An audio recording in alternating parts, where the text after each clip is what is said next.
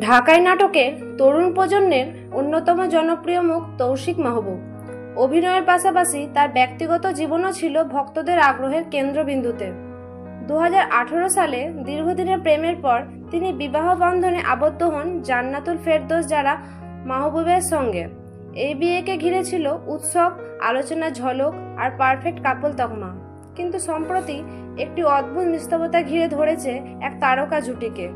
বিভিন্ন মহলে জোর গুঞ্জন, তাদের সম্পর্ক নাকি আর আগের মতো নেই। কেউ কেউ বলছেন কথাবার্তা কমে গেছে, দেখা সত্ত্বেও নাকি এসেছে বিরতি। এমনকি পরিচিতদের মাঝেও চলছে কানাঘুষা। তৌশিক জারার মাঝখানে কি তবে সত্যিই ফাটল ধরেছে?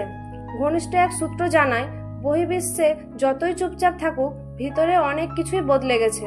তারা নাকি এখন আলাদাভাবে সময় কাটাচ্ছেন। যদিও এই দাবির পক্ষে সরাসরি প্রমাণ নেই, তবে গুঞ্জনের ঢেউ কিন্তু থামছে না।